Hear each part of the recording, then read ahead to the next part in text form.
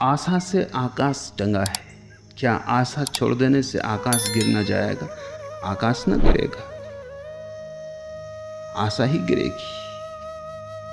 कोई आकाश आशा से टंगा भी नहीं।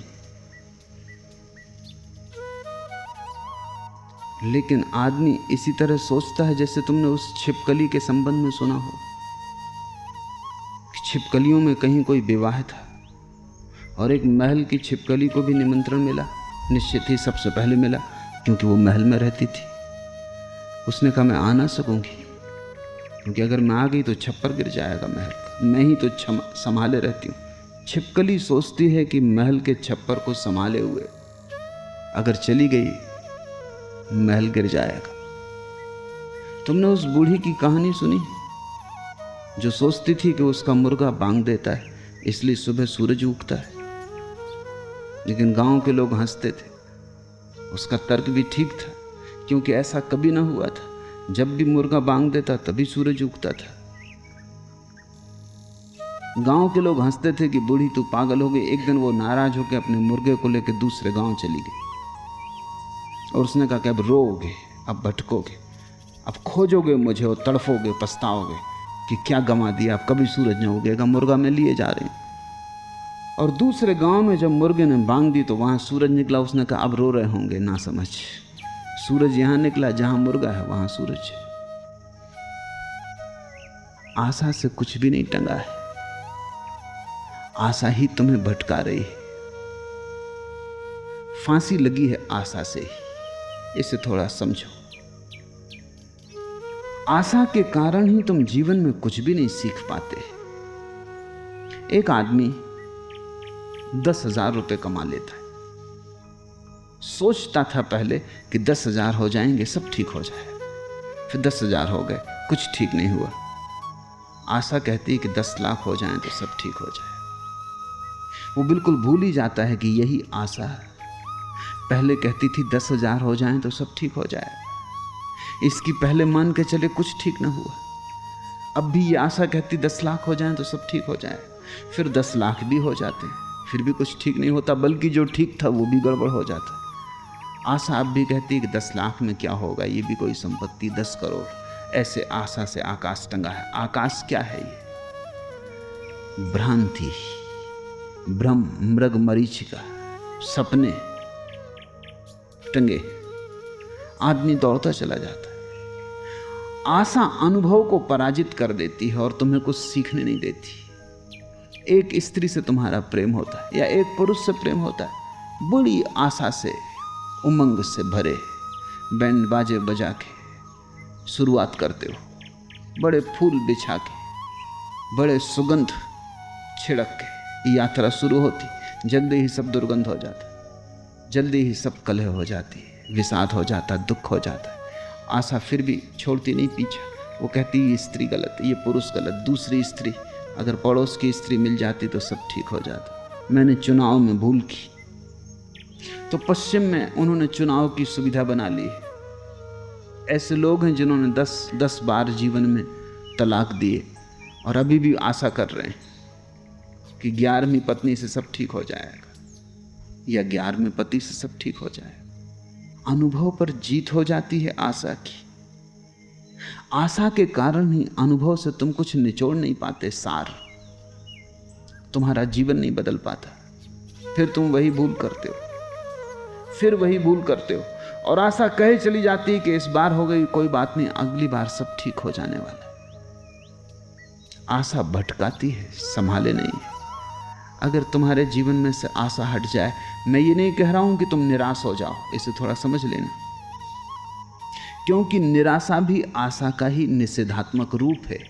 वो भी आशा ही है हारी हुई, वो भी आशा का ही पराजित रूप है, लेकिन है आशा ही। जब तुम एक आदमी को देखते हो बिल्कुल निराश होकर बैठा है, तो क्या हुआ है? ये कोई ज्ञान को उपलब्ध नहीं हो गया है। आशा अभी भी है, लेकिन पस्त हो गया, अब दौड़ने की हिम्मत छूट गई। आशा तो अभी भी है कि अगर ताकत होती शरीर में, अगर धन पास होता, अगर सुविधा होती, अगर मौका मिल जाता, अवसर बन जाता, भाग्य, भगवान अगर साथ दे देता तो करके कुछ दिखा देते। अभी भी आशा तो जगी ही है भीतर, लेकिन बाहर थक गया और हार गया, टूट गया, इसलिए निराश है। निराश के भीतर आशा का दिया तो जलता ही रहता है, सिर्फ चारों तरफ से अंधेरा घिर जाता है। आशा से मुक्त का अर्थ होता है आशा निराशा दोनों से मुक्त। ऐसा व्यक्ति जो भविष्य में जीता ही नहीं, ऐसा व्यक्ति जो अनुभव को खुली आंख से देखता है, आशा के माध्यम से नहीं, और जो जीवन की सच्चाई को उसके रूखे सूखेपन में पहचानता है, आशा की आर्द्रता के माध्यम से नहीं, जो वासना तृष्णा कामना के सपने लगाकर जीवन के सत्यों को नहीं देखता, उघाड़ के नग्न सत्यों को देखता है।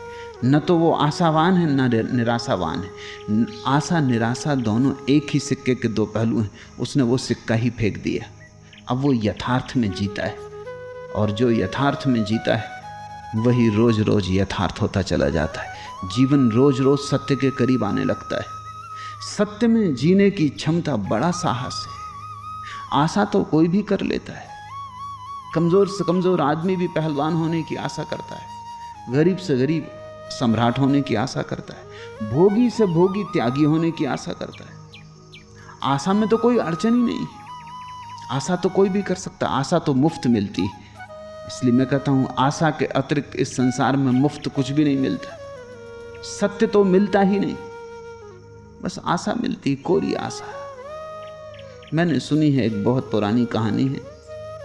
एक आदमी ने परमात्मा की बड़ी प्रार्थना पूजा की,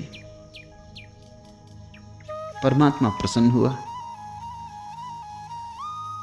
और जिस शंख को बजा के वो आदमी पूजा करता था, परमात्मा ने कहा ये शंख तेरे लिए वरदान है, तू इसे संभाल के रख, और तुझे जो भी इससे मांगना हो मांग लेना, वो तुझे मिल जाएगा। वो आदमी घर आ गया। पहले तो बड़ा उत्तेजित रहा। घर आते द्वार दरवाजे बंद करके उसने शंख से कहा कि एक महल मिल जाए। महल मिल गया, हीरे बरस जाएं, घर में हीरे बरस गए, एक सुंदर स्त्री आ जाए, सुंदर स्त्री आ गई। फिर धीरे धीरे जब सभी होने लगा तो बड़ा निराश हो गए, कुछ बचे ही नहीं करने को, आशा करने को नहीं बचा। वो जो आशा से आकाश टंगा था बिल्कुल गिर गया, ऐसा लगा। अब जो कहे वो हो जाता है, बड़ी मुश्किल में पड़ गया। आदमी आशा में जीने वाला था, सत्य में तो जी नहीं सकता था। अब ये जो शंख था ये हर चीज को सत्य बना देता था, सपने को भी सत्य बना देता था। ये बड़ी मुश्किल में पड़ गया, बड़ी ऊब आने लगी। सुंदर से सुंदर स्त्री भी ऊब देने लगी, हीरे जवाहरात पड़े रहते, कौन संभाल के रखे, क्या करे। महल बड़ा था, सब कुछ था जो चाहता, सब उसी वक्त हो जाता।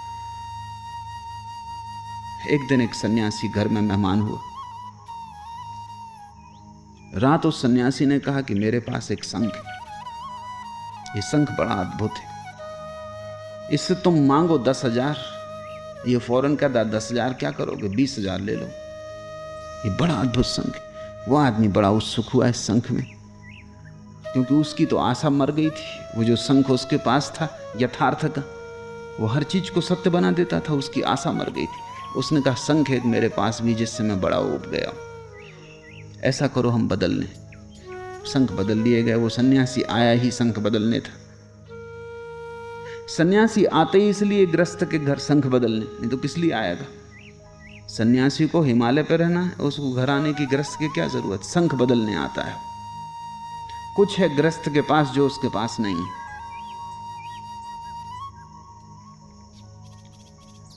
सन्यासी तो लेके शंख चलता बना। इसने अपना नया शंख रखा, फिर से बड़े उत्साह से कहा 10 करोड़ रुपए दे दे। उसने कहा 10 करोड़ में क्या होगा, 20 करोड़ ले ले। वो बड़ा प्रसन्न हुआ कि ये है शंख। तो उसने कहा अच्छा 20 करोड़ दे दो। उसने कहा 20 करोड़ में क्या होगा, 40 करोड़ ले ले। वो महाशंख था, वो सिर्फ बोलता ही था, तुम जितना कहो वो उससे दुगना करके बोलता था। थोड़ी देर में तो उसने छाती पीट ली कि तो मारे गए। ये शंख देता तो कुछ भी नहीं है। वो कहता है कि 50 मंजिल का मकान, वो कहता है क्या करोगे, 100 मंजिल का मकान ले लो। तुम कहो 100, वो कहता है 200। वो शंख आशा का शंख था, कामना का, तृष्णा का। तृष्णा दुष्पूर है, वो कभी भरती नहीं। तुम जो मांगो उससे दुगना सपना दिखाती है। वो कहता एक स्वर्ग, 2 स्वर्ग ले लो, एक परमात्मा चाहिए, हम 2 दिए देते। मगर देना लेना कुछ भी नहीं, सिर्फ कोरी बातचीत थी, छाती पीटती, लेकिन अब देर हो चुकी थी। तुमने भी, सभी ने जीवन के यथार्थ को छोड़कर आशा का शंख पकड़ लिया है। जीवन का यथार्थ तो देने को तैयार है, वो सब जिससे तुम्हारी तृप्ति हो सकती है, लेकिन तुम्हारी आशा मानने को राजी नहीं। वो और ज्यादा और ज्यादा। आशा का अर्थ है और जितना हो उससे ज्यादा, जो हो उससे ज्यादा। कुछ भी मिल जाए आशा तृप्त नहीं होती। आशा अतृप्ति का सूत्र है। इसलिए जब मैं कहता हूं आशा छोड़ दोगे तभी तुम जीवन के सत्य के साथ एक हो पाओगे। तो मैं बहुत सी बातें कह रहा हूं। मैं कह रहा हूं भविष्य की चिंता छोड़ो, वर्तमान पर्याप्त है। जो तुम्हारे पास नहीं है उसकी फिक्र मत करो, जो तुम्हारे पास है वो जरूरत से ज्यादा है, जरा उसे भोगो। सपने मत फैलाओ, सत्य काफी है, काफी से ज्यादा है। सपने फैला फैला के ही तुम सत्य से वंचित हुए हो। तुम मांगो मत, जो मिला है तुम उसके लिए अनुग्रहित हो जाओ, और तुम्हारी आशा के मिटते ही निराशा भी मिट जाएगी, क्योंकि वो उसी की संगी साथी है, वो जोड़ा है। आशा पति हो तो निराशा पत्नी, वो साथ साथ है। उनको अलग कभी किया नहीं जा सकता, उनमें कभी तलाक हुआ ही नहीं। तो जब तुम किसी आदमी को निराश देखो तो ये मत समझ लेना कि ये कोई त्याग को उपलब्ध हो गया। इसने अति आशा की और वो पूरी नहीं हुई, इसलिए परेशान बैठा है, दुखी बैठा है।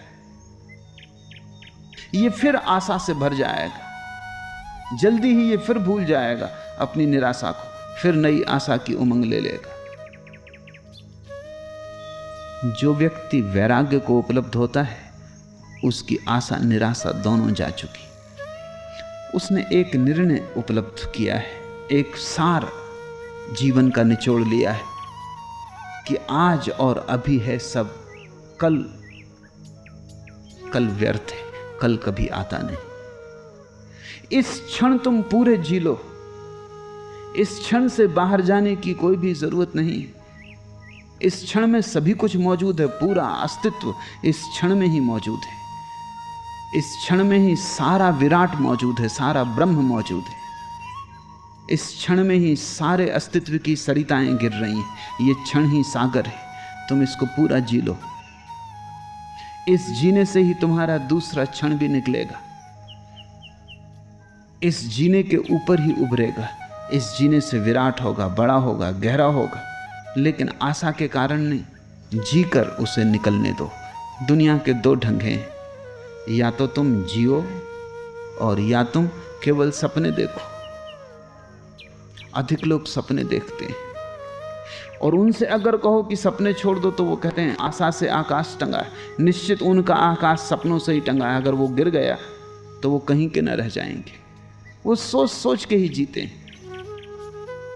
उनकी हालत ऐसी है जैसे किसी आदमी को भूख लगी हो और वो भोजन तो ना करता हो, राजमहल में भोज चल रहा है, उसका सपना देखता हो। ये मरेगा, क्योंकि चाहे राजमहल का सपना देखो, चाहे कितने ही सुस्वादु भोजन का सपना देखो, उससे खून नहीं बनेगा, उससे हड्डी नहीं बनेगी। उससे ज्यादा से ज्यादा इतना हो सकता है कि मुंह की लार गतिमान हो जाए, और कुछ भी ना होगा। और लार के गतिमान होने से कोई पेट नहीं भरता और भूख बढ़ती। सूखी रोटी भी पास हो तो सपनों के महोत्सव से और सपनों के भोज से बेहतर है। सूखी रोटी को भी ठीक से पचा लेना, उससे खून बनेगा, हड्डी बनेगी। अस्तित्व को वासना के माध्यम से मत जियो, इसे ही मैं सन्यास कहता हूँ। नहीं कहता कि भाग जाओ संसार छोड़कर, संसार को पूरी तरह जियो, ध्यान के माध्यम से जियो, वासना के माध्यम से मत जियो।